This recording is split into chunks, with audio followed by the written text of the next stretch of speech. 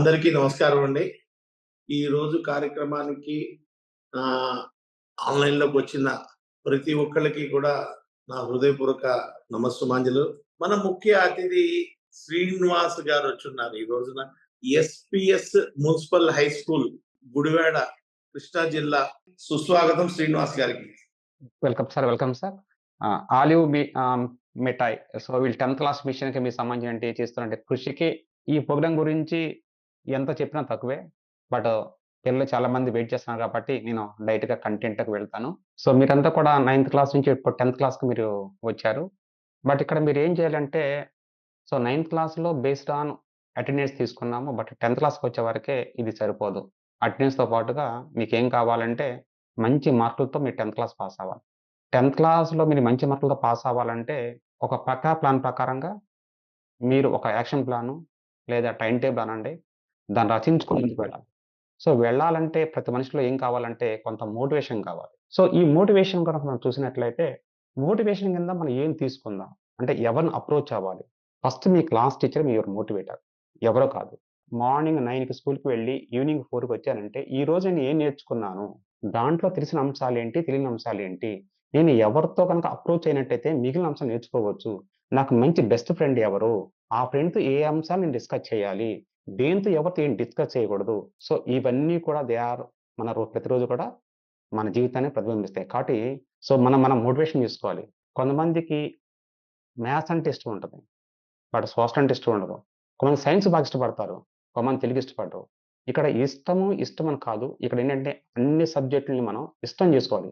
ఇక్కడ ఇష్టం ఎలా జేసుకోవాలంటే అది నిజంగా మనకు కష్టం అయినప్పుడు కూడా ఇష్టంగా భావించి నిదానంగా దానిలోకి మనం ఇమిడినట్లయితే సో, కొంతకాలానికి మనం ఆ ఇష్టం నుంచి ఇష్టంగా మారే ఛాన్స్ ఉంటది. జనరల్‌గా మనం అనుకుంటాం. ఫిజిక్స్ చదవకోకుండా మనము పాస్ అవ్వలేమా? లేదా మన జీవితాన్ని మనం రాణించకూడదంటే యెస్. మన పూర్వీకులు చాలామంది కనీసం మినిమమ్ చదివి అంటే వాళ్ళు ఒక సెవెంతో, ఎయితో, నైన్తో చదివి కూడా ఈరోజు మంచి పొజిషన్ రీచ్. కానీ వాళ్ళు చదివిన చదువులకి, ఇప్పుడు మనం చదివే చదువులకి చాలా డిఫరెన్స్ ఉంది. ఈవెన్ ఈ రోజు కూడా ఏం చదివామంటే ఆ కాన్సెప్ట్‌ని లేదా ఆ కంటెంట్‌ని ఈ రోజు కూడా చెప్పగల స్థితిలో ఉన్నారంటే సో, వాళ్ళ మెమరీ ఎలాంటిదే దే ఆర్ చిప్ లాంటివన్నమాట. ఒక కంప్యూటర్‌లో చిప్‌లాగా వాళ్ళు పనిచేస్తాయి. బట్ ఈరోజు మనం ఏం చేస్తున్నామంటే జస్ట్ అలా చదివేసి వదిలిపెడతాం. అంటే కాన్సెప్ట్ నేర్చుకోవట్ల. కేవలం ఒక ఎగ్జామినేషన్ పాయింట్ ఆఫ్ వ్యూలో చదువుతున్నాం. సో, అలా కాకోకుండా మనం అంశం చదవాలి, ఎలా చదవాలి? అసలు ఫిజిక్స్ యొక్క ఇంపార్టెన్స్ ఏంటి? అసలు ఈరోజు మన ఇంట్లో కరెంట్ లేకుండా మనం ఉండగలమంటే ఉండలేము. సో, కరెంట్ అంటే nothing but it is electric current. So, electric current అనేది ఉన్నప్పుడు ఇంట్లో సో, ఆ ఉన్నటువంటి ఆ బల్బులు గాని, ఎక్విప్‌మెంట్ గాని, డివైస్ గాని సో, ఎలా కంబైన్ చేస్తారు? సిరీసా? ప్యారలలా? సో, ఆ విధంగా మనకి 10థ్ క్లాస్‌లో ఉన్నటువంటి ఎలక్ట్రిక్ కరెంట్ చాప్టర్ కవర్ అయిపోద్ది. అలాగే సో, మన ఇంట్లో డివైస్ చాలా ఉపయోగిస్తుంటాం. ATM card ఉపయోగిస్తుంటాం. అలాగే మనకి టీవీలో ఉపయోగిస్తుంటాం. కంప్యూటర్‌లో ఉపయోగిస్తుంటాము. సో, అలాగే మన ప్రింటర్ ఉపయోగిస్తున్నాం. So, they are in the magnetic effect of electric current. So, దీని యొక్క మనం ప్రతిరోజు కొనే వస్తువులలో దాంట్లో ఏ కాన్సెప్ట్ ఇమిడి ఉంది? ఇది దేనితో పనిచేస్తున్నవి? ఇవన్నీ రోజు చూస్తూనే ఉంటాం. కానీ దాంట్లో ఈ కాన్సెప్ట్ ఉందా అని మనం నేర్చుకోవటంలో ఉందే సైన్స్. మన సన్ నుంచి లైట్ వస్తుంది. సో, ఈ లైట్ రావడానికి రీజన్ ఏంటి? ఈ లైట్‌కి ఎలాంటి ప్రాపర్టీస్ ఉన్నాయి? ఈ ప్రాపర్టీస్ నేర్చుకుంటే లైట్ అనే చాప్టర్ మనకు పూర్తిగా కవర్ అయిపోద్ది. అలాగే ఒక హ్యూమన్ ఐ తీసుకుంటే సో, హ్యూమన్ ఐతో మనం ఏం చేస్తాం? హ్యూమన్ వల్ల ఈ ప్రపంచ యొక్క అందాలను మనం తనివి తీరా చూడగలం. అంటే ఒక కలర్‌ఫుల్ వరల్డ్‌ని మనం క్రియేట్ చేయగలుగుతాం. కాబట్టి సో, ఇక్కడ ఈ ఐ అనేది ఎలా ఫంక్షన్ జరిగిద్ది? దీని ద్వారా జరిగే లైట్ యొక్క ఫినామినా మనం ఈ విధంగా మనం అర్థం చేసుకుంటాం. That is called human eye and colourful world అనే చాప్టర్ మనం ఈజీగా నేర్చుకోగలుగుతాము. ఉదాహరణకి మనకి నైఫ్ ఉపయోగిస్తుంటాము, బైక్‌లు ఉపయోగిస్తుంటాము, ఇంట్లో వస్తువులు ఆర్టికల్ ఉపయోగిస్తుంటాం. సో, ఈ ఆర్టికల్‌లలో ఏవి మెటలు, ఏవి నాన్ మెటలు. వేటి మనం ఎక్కువగా ఉపయోగిస్తాం. ఈ అలోహాలను ఎక్కడెక్కడ ఉపయోగిస్తాం. సో, ఈ కాన్సెప్ట్ నేర్చుకుంటే that is called metal and non metal chapter మనకి ఈజీగా అర్థమైపోతుంది. అప్పుడప్పుడు మనం తిన్న టైంలో ఒక టైం మనకేముందంటే సో, గ్యాస్ ఫార్మ్ అవుతా ఉంటది. ఎందుకు గ్యాస్ ఫార్మ్ అవుతుందంటే అక్కడ సో, తిన్న ఫుడ్ అనేది మనం దాన్ని బట్టి ఉంటాం పిల్లలు. ఏమంటారంటే సార్ ఇది పుల్లగా ఉన్నాయి. అందువల్ల నీకు గ్యాస్ ఫార్మ్ అయింది అంటారు. సో, ఆ పుల్లగా ఉంది అంటే సో, దాంట్లో ఏముందంటే అది యాసిడ్ నేచరు. కాబట్టి సో, తినే వస్తువులు ఏ టైంలో ఎలా తింటున్నామో కూడా మన పెద్దలు అంటారు. "అరే! ఎక్కువ అతిగా తినొద్దురా. రాత్రిపూట ఇది తినండమ్మా. సో, ఉదయం పూట తినండి. సో, ఖాళీ కడుపుతో ఉండొద్దు" అని చెప్తున్నారు. సో, ఇవన్నీ కూడా బాడీ యొక్క హెల్త్‌ని మనం చేసేది. సో, అలా నేర్చుకోవటం వల్ల మనకేమొస్తదంటే యాసిడ్ బేస్ సాల్ట్ అనే చాప్టర్ మనం ఈజీగా త్వరగా నేర్చుకోవచ్చు. సో, అలాగే మనకి హెల్త్ పాయింట్ ఆఫ్ వ్యూ తీసుకున్నట్టయితే మన యాసిడ్ బేస్ అన్నాం. సో, ఈరోజు ఏసుకున్న బట్టలు గాని తీసుకునే ఫుడ్ ఐటెమ్ కానీ దాంట్లో ఎలాంటి కార్బోహైడ్రేట్స్ ఉన్నాయి. సో దాంతో మనకి కార్బన్ అండ్ ఇట్స్ కాంపౌండ్స్ అనే చాప్టర్ తెలుస్తుంది. సో ఇంటిని మేము క్లీన్ చేస్తుంటాం. ఆ క్లీన్ చేసేటప్పుడు ఎలాంటి మనం మెటీరియల్ ఉపయోగిస్తుంటాము. అలాగే వాటర్ ప్యూరిఫికేషన్ ఈరోజు అందరూ కూడా వాటర్ ప్యూరిఫికేషన్ చేస్తున్నాం. ఎందుకంటే ఉన్న సాయిల్ వాటర్ మంచి వాటర్ కాదని బోర్ వాటర్ మనం అవాయిడ్ చేసుకుంటున్నాము. లేకపోతే ఉన్నటువంటి మన మున్సిపల్ వాటర్ లేకపోతే ఆ వాటర్ మనం తాగకుండా సో వాటర్ ప్యూరిఫికేషన్ చేస్తాం. సో ఈ ప్యూరిఫికేషన్ ఏ ప్రాసెస్ ఇన్వాల్వ్ అయింది? So that is called chemical reactions and equations. So ఇవన్నీ కూడా 10th క్లాస్‌లో 8 చాప్టర్స్ ఉన్నాయి. 4 ఫిజిక్స్ చాప్టర్స్ ఉన్నాయి. 4 కెమిస్ట్రీ చాప్టర్‌లు ఉన్నాయి. కాబట్టి ఈ ఎంటైర్ 8 చాప్టర్స్‌కి ఈక్వల్ ప్రయారిటీ ఉంది. దాన్ని బేస్ చేసుకుంటే ఈ 8 చాప్టర్స్ మనం ఏ విధంగా చదవాలి? సో టెక్స్ట్ బుక్ యొక్క డిజైన్ చూసుకున్నట్లయితే మనకి ఈ చాప్టర్ ఇవ్వడం జరిగింది. కెమికల్ రియాక్షన్స్ అండ్ ఈక్వేషన్స్, లైట్‌లో తీసుకున్నట్టయితే రిఫ్లెక్షన్ అండ్ రిఫ్రాక్షన్ ఈ 2 ప్రాపర్టీస్ మనం చదవాల్సొస్తుంది. Acid base and salts, the human eye and colourful world, metal and non metal, electricity, carbon and its compound, లాస్ట్‌కి వచ్చరికి magnetic effect of electric current. ఉదాహరణకి మనం chemical reaction equation తీసుకుంటే first important అంటే so what is chemical reaction? రసాయన చర్య అంటే ఏంటి? ఈ రసాయన చర్యని ఈక్వేషన్ రూపంలో ఎలా మనం ఎక్స్‌ప్రెస్ చేస్తాము? సో ఈ ఎక్స్‌ప్రెస్ చేసే టైంలో సో మనం ఏ విధంగా వాటిని మనం బ్యాలెన్స్ చేయాలి? ఎలా రాయాలి? వాటి యొక్క సింబల్స్ ఏంటి? సో దానిలో ఉన్నటువంటి టైప్స్ ఏంటి? ఈ టైప్స్ తర్వాత వీటి యొక్క డైలీ లైఫ్ ఎగ్జామ్స్ ఏంటి? సో టోటల్‌గా ఈ 5 కాన్సెప్ట్ గనుక మనం నేర్చుకుంటే పబ్లిక్ ఎగ్జామ్‌లో ఎలాంటి క్వెషన్‌లు అడిగినా సరే ఆన్సర్ అక్కడే ఉంది. ఇక్కడ ఏంటంటే మీరు అంతా ఆన్సర్ చదువుతారు. బట్ అడిగే క్వెషన్ యొక్క రూపం వేరు తప్ప కానీ ఆన్సర్ ఇక్కడే ఉంటది. సో దానికి ఏ విధంగా మనం ఆన్సర్ చేయాలి? అది 1 మార్క్ క్వెషనా? 2 మార్క్సా? 4 మార్క్సా? 8 మార్క్సా? సో ఈ విధంగా కనుక మనం ఒక టెక్స్ట్ బుక్ తీసుకొని దాంట్లో ఒక చాప్టర్ తీసుకుంటే ఆ చాప్టర్‌ని మనం థరోగా ఎలా చదవాలంటే ఒక ఓన్ నోట్స్ రాసుకుంటూ కేవలం దాంట్లో ఏ టాపిక్ ఇంపార్టెంటు, ఈ టాపిక్ చదివితే ఎలాంటి క్వెషన్‌లు కవర్ అవుతాయి, దాని యొక్క ఇంపార్టెన్స్ ఏంటి మనకు తెలిసిపోతుంటది. సో ఆ విధంగా కవర్ చేయాలి. ఇప్పుడు ఈ 10th క్లాస్ పేపరు ఎవరిచ్చినా సరే బేస్ మీద తయారైద్ది పేపరు. ఈరోజు ఒక మోడల్ ఉండొచ్చు. రేపొద్దున ఇంకో మోడల్ ఉండొచ్చు. లేదా క్వెషన్ యొక్క సిస్టమ్ చేంజ్ చేయొచ్చు. బట్ ఎవరు చేంజ్ చేసినా సరే ఇక్కడ కనిపించే మనకేంటంటే ఓన్లీ 10th క్లాస్ వరకి సీసీ పెట్టడం ఫాలో అవుతున్నాం. కంటిన్యూయస్ కాంప్రహెన్సివ్ ఎవాల్యుయేషన్ అనే మన ఒక సిస్టమ్‌లో మనం ఫాలో అవుతున్నాం. దీంట్లో ఒక ఫిజికల్ సైన్స్‌కొచ్చేవరకే 6 రకాల ఎకనామిక్ స్టాండర్డ్స్ మనకి ఇవ్వడం జరుగుతుంది. ఫస్ట్ ఎకనామిక్ స్టాండర్డ్స్‌కొచ్చేవరకే కాన్సెప్టువల్ అండర్‌స్టాండింగ్ దీనికొచ్చేసరికి 40%. ఉదాహరణకు 50 మార్క్స్ పేపర్ తీసుకున్నట్లయితే ఫిజికల్ సైన్స్ దాంట్లో 20 మార్క్స్ ఈ ఫస్ట్ కాన్సెప్ట్ మీద పేపర్‌లో క్వెషన్‌లు ఉండడం జరుగుతుంది. Asking question and making hypothesis. మనం జనరల్‌గా ఒక క్వెషన్ ఇస్తే ఆన్సర్ రాస్తాం. అలా కాదు. ఒక ఫ్రేమ్ ఆఫ్ కాన్సెప్ట్ మీద క్వెషన్‌లు తయారు చేయండి. Asking questions and making hypothesis అంటే వాట్ హ్యాపెన్స్ అనే క్వెషన్ అన్నమాట. What happens? వై అనే క్వెషన్‌లో మేకింగ్ హైపోథీసిస్ కింద వస్తాయన్నమాట. జనరల్‌గా what happens? So what is the reason అనే క్వెషన్‌లో మేకింగ్ హైపోథీసిస్ అన్నమాట. థర్డ్ ఎకనామిక్ స్టాండర్డ్స్ ఎక్స్‌పెరిమెంట్స్ అండి. ల్యాబ్ యాక్టివిటీస్, ఎక్స్‌పెరిమెంట్ ఇవి వచ్చాకే మనకి ఒక 8 మార్క్స్ అడుగుతారన్నమాట. అంటే 50% వెయిటేజీ. సో 8 మార్క్స్ రావడం జరుగుతుంది. ఫోర్త్ వచ్చరికి ఇన్ఫర్మేషన్ స్కిల్ అంటే ఒక టేబుల్ రూపంలో గాని, లేక ఒక డయాగ్రామ్ రూపంలో గాని మనకి ఇవ్వడం జరుగుతుంది. సో దాన్ని మనం బేస్ చేసుకొని మనం కింద 4 క్వెషన్‌లు ఇస్తారు. ఆ క్వెషన్ ఆన్సర్ రాయాలి. ఇది ఇన్ఫర్మేషన్ స్కిల్స్ అన్నమాట. ఇవి 7 మార్క్స్ ఇవ్వడం జరుగుతుంది. అండ్ ఫిఫ్త్ వన్ వచ్చేవరకి కమ్యూనికేషన్ త్రూ డ్రాయింగ్. సో ఒక డయాగ్రామ్ డ్రా చేయటం. అంటే మోడల్ మేకింగ్ అనేది మనకు సాధారణంగా థియరిటికల్‌గా అడుగుతారు. సో మనకి ఎగ్జామినేషన్ పాయింట్ ఆఫ్ వ్యూలో కమ్యూనికేషన్ త్రూ డ్రాయింగ్ అన్నమాట. ఏదో ఒక డయాగ్రామ్ డ్రా చేయటం. ఈ 10th క్లాస్‌లో ఉన్న డయాగ్రామ్స్ మహా అంటే ఒక 5 డయాగ్రామ్స్ ఉన్నాయి. ఈ 5 డయాగ్రామ్స్ ప్రాక్టీస్ చేసుకుంటే ఎవ్వరు పేపర్ సెట్ చేసినా సరే మనం ఈజీగా ఆ ఉన్న డయాగ్రామ్‌ని మనం డ్రా చేయొచ్చు. లాస్ట్‌కొచ్చేవరకు ఏంటంటే అప్రిషియేషన్ గాని, యాస్థెటిక్ సెన్స్ గాని, వాల్యూస్ గాని, అప్లికేషన్ డైలీ లైఫ్ గాని ఇవన్నీ కూడా 15% వెయిటేజీ. దీనికొచ్చేసరికి 5 మార్క్స్ అండి. సో ఇక్కడ మనకి 20 మార్క్స్ ఏఎస్-1, ఏఎస్-2 5 మార్క్స్, ఏఎస్-3 8 మార్క్స్, ఏఎస్-4 7 మార్క్స్, ఏఎస్-5 5 మార్క్స్, ఏఎస్-6 5 మార్క్స్. ఈ టోటల్‌గా 50 మార్క్స్‌కి. ఇదొక పేపర్ యొక్క మనం ఎకనామిక్ స్టాండ్స్‌లో ఉన్నటువంటి వెయిటేజ్ ఇది. లాస్ట్ ఇచ్చినటువంటి ఈ బ్లూ ప్రింట్ అన్నమాట. దీనిలో మీరు చూసుంటారు ఫస్ట్ చాప్టర్ తీసుకొచ్చేవరకే దానిలో మనం 2 మార్క్స్, 4 మార్క్స్ చదివే పని లేదు. కేవలం ఒక 1 మార్క్ క్వెషన్ చదవాలి ఒకటి. అలాగే 8 మార్క్స్ క్వెషన్ ఒకటి చదవాలి. అది కూడా ఏంటి ఎలాంటి ఎకనామిక్ స్టాండ్స్ ఇవ్వడం లేదండి. మనం ఉన్నటువంటి ఉదాహరణకి 1 మార్క్ క్వెషన్ ఉంది. ఆ 1 mark question economic stand question 6 ఉన్నాయి కదా! ఆ 6లో ఎలాంటి ఎకనామిక్ స్టాండ్స్ క్వెషన్ ఇవ్వాలో 1 మార్క్ క్వెషన్ అలా మనకి ఇవ్వడం జరిగింది. 8 మార్క్స్‌లో కూడా ఇవ్వడం జరిగింది. కాబట్టి ఆ క్వెషన్‌లు ఆ చాప్టర్‌లో ఆ కాన్సెప్ట్ మీద చదువుకుంటే చదవచ్చు. సో, ఏ చాప్టర్ నుంచి ఎలా ఇవ్వాలని మనం చూసినట్టయితే ఫస్ట్ క్వెషన్ అంటే మనకి దీంట్లో 4 సెక్షన్‌లు ఉంటాయండి. సెక్షన్ 1 వచ్చేవరకేమో 1 మార్క్ క్వెషన్ 8 ఉంటాయన్నమాట. ఈ 8లో ఈ ఫస్ట్ చాప్టర్ నుంచి ఏస్ టు స్టాండ్స్ ఇవ్వడం జరిగింది. Asking question and making hypothesis అన్నమాట. అలాంటి క్వెషన్ అన్నమాట. అలాగే యాసిడ్ బేస్ సాల్ట్‌కి వచ్చరికి ఏస్ 1 క్వెషన్, అండర్‌స్టాండింగ్ క్వెషన్. అలాగే యాసిడ్ బేస్ సాల్ట్‌కి వచ్చేవరకే ఏస్ 4 అంటే కమ్యూనికేషన్ స్కిల్ అన్నమాట. నెక్స్ట్ మెటల్ అండ్ నాన్ మెటల్‌కి వచ్చరికి AS 1 understanding question. The human and colourful వచ్చరికి AS 1 understanding question. Carbon and its compounds AS 6 అంటే ఇది వచ్చరికి అప్లికేషన్ డైలీ లైఫ్ అన్నమాట. దీంట్లో ఏ చాప్టర్ నుంచి ఎలాంటి క్వెషన్ అడుగుతారు కాబట్టి ఈజీగా మనం దాని వరకు ఫోకస్ చేయగలిగితే సబ్జెక్ట్‌తో పాటు మార్క్స్ కూడా మనం కవర్ చేయొచ్చు. అలాగే సెక్షన్ 2 వచ్చేవరకే దీనిలో మనకు 3 క్వెషన్‌లు ఇస్తారు. ఆ 3 క్వెషన్‌లు ఏంటంటే 9థ్, 10థ్, 11థ్ క్వెషన్ నెంబర్ కూడా మనం కరెక్ట్‌గా ఫిక్స్ చేసుకోవాలి. ఈ అకడమిక్ స్టాండ్స్ వచ్చాక 3 అకడమిక్ స్టాండ్స్ మనం ఇవ్వాలి. దాంట్లో రెండే 2 కవర్ అవుతాయి. ఏంటంటే ఏఎస్ 4 అండ్ ఏఎస్ 2 2 క్వెషన్ ఇవ్వడం జరుగుతుంది. ఆ 2 కూడా అంటే carbon compounds, light and chapter electricity. 2 marks question చదవాలంటే మొత్తం ఓవరాల్‌గా మనం 8 చాప్టర్స్ ఉన్నప్పుడు కూడా దాంట్లో కేవలం 3 చాప్టర్స్ మనం ఫోకస్ చేస్తే మనం 3 క్వెషన్ ఆన్సర్ చేయొచ్చు.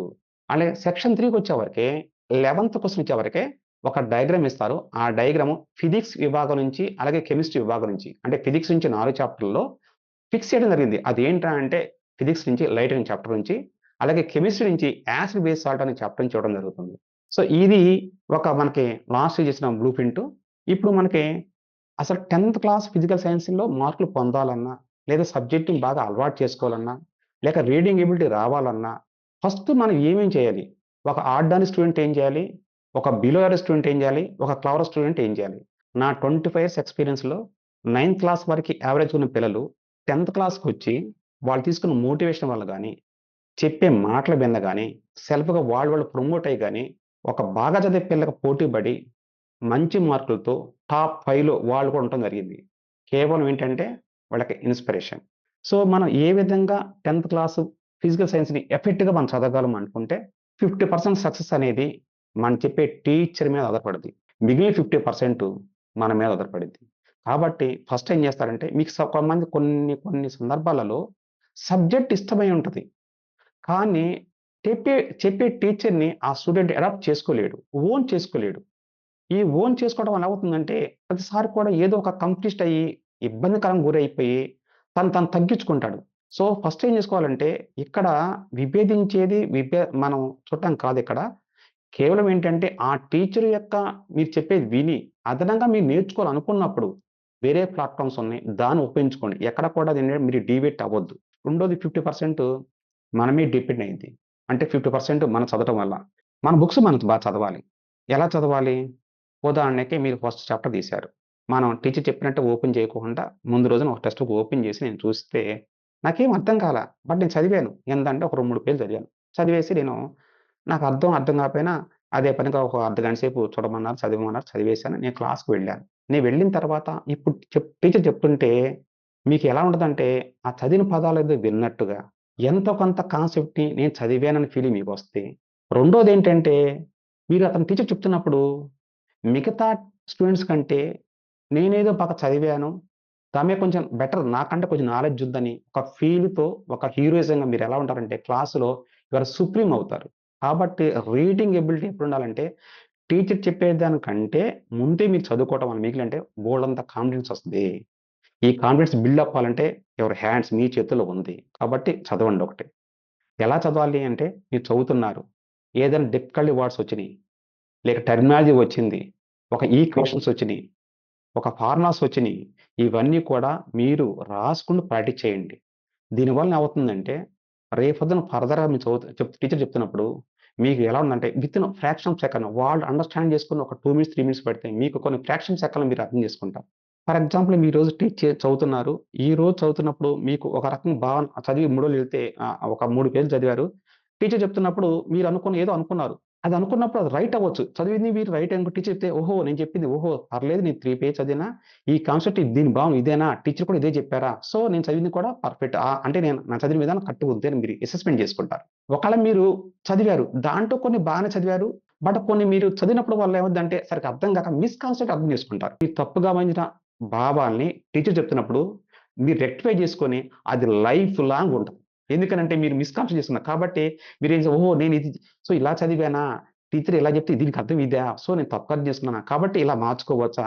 సో, మీలో ఏంటి ఏమవుతుందంటే you are the text book reading చేసే ఒక capability last end of the day మీరు జూన్ 12 స్టార్ట్ చేస్తే, ఆ సిలబస్ అయ్యేవరకు చదువుతున్నప్పుడు ఏమవుతుందంటే, మీరు లాస్ట్‌కి ఎక్స్‌ట్రీమ్ ఏమవుతారంటే, you are the one of the ఒక రీడర్, ఒక టీచర్‌కి ప్యారలల్‌గా మీరు ఒక టెక్స్ట్ బుక్‌ని చదివే స్థితికి మీరు వస్తారు. సో, ఆ క్యాపబుల్ డెవలప్ చేసుకోవాలి. ఏ రోజు కూడా మన కాన్ఫిడెంట్ లెవెల్ ఎక్కడ కూడా తగ్గించుకోకూడదు. మీరు ఇంపార్టెన్స్ అంటే మీ ఫ్రెండ్‌షిప్ ఇంపార్టెంట్. ఎంత ఇంపార్టెంట్ ఫ్రెండ్‌షిప్ అంటే, మీకు కనీసం ఒక ఫ్రెండు, ఒక బెస్ట్ ఫ్రెండు మీ నాలెడ్జ్‌ని షేర్ చేసే విధంగా కేవలం అప్పుడప్పుడు కనీసం ఆ మాటలు విని, మీరు మాట్లాడుతూ సబ్జెక్ట్ డిస్కస్ చేస్తే, అది లైఫ్ లాంగ్ గాని మీకు కనీసం ఆ ఎంటైర్ ఇయర్‌లో ఎక్కడ మిస్టేక్ అవ్వకుండా మీరు శుభ్రంగా చదవగలుగుతారు. నా చెప్పే సజెషన్ ఏంటంటే, ఫ్రమ్ స్టార్టింగ్ ఆన్‌వర్డ్స్ మీరు ఒక బుక్‌ని ఫాలో అవ్వండి. ఒక ఆన్సర్‌ని ప్రాక్టీస్ చేయండి. మీకు ఒకవేళ గనక మీ టీచర్ ఇచ్చారు. రైట్. ఆ క్వెషన్ చూసుకోండి. ఆ క్వెషన్‌కి ఈ క్వెషన్ ఒకటేనా చూసుకోండి. సీసీ ప్యాటర్న్‌లో కేవలం ఆ క్వెషన్‌కి ఇదే అని ఉండదు. దానికి రెలెవెంట్ ఆన్సర్ రాసినా రైటే. చాలామంది పిల్లలేం చేస్తారంటే, ఈ ఆన్సర్ తక్కువ చూసుకుంటారు. ఏ గైడ్ చూసుకుంటే మనం రిఫరెన్స్ చేసుకుంటే ఈ తక్కువ లైన్స్ వస్తాయి. ఆడిని ప్రిఫర్ చేస్తారు. ఇక్కడ తక్కువ ఎక్కువ కాదు. ఆ కాన్సెప్ట్ ఒక లైన్ ఎక్కువ రాసాను సారా, అది సింపుల్‌గా ఉందా లేదా? రెలెవెంట్‌గా ఉందా? ఆన్సర్ రెలెవెంట్‌గా లేదా? అది కరెక్ట్‌గా చదివితే మార్కులు పడతాయా లేదా? అలా చూసుకొని మాత్రం మీరు బుక్కుని కొనండి. అలాంటి బుక్‌ని ప్రిఫర్ చేసుకోండి. ఫస్ట్ నుంచి లాస్ట్ వరకు ఒక బుక్‌ని మీరు చదవండి. ప్రతిరోజు ఒక సబ్జెక్ట్‌కి ఒక క్వెషన్ మీరు కనుక ఫ్రేమ్ చేసుకొని ఇది రాయాలి, ప్రాక్టీస్ చేయండి. సో, ఆ విధంగా మీరు ప్రాక్టీస్ చేయాలి. ప్రతిరోజు క్వెషన్ రాసుకోవాలి.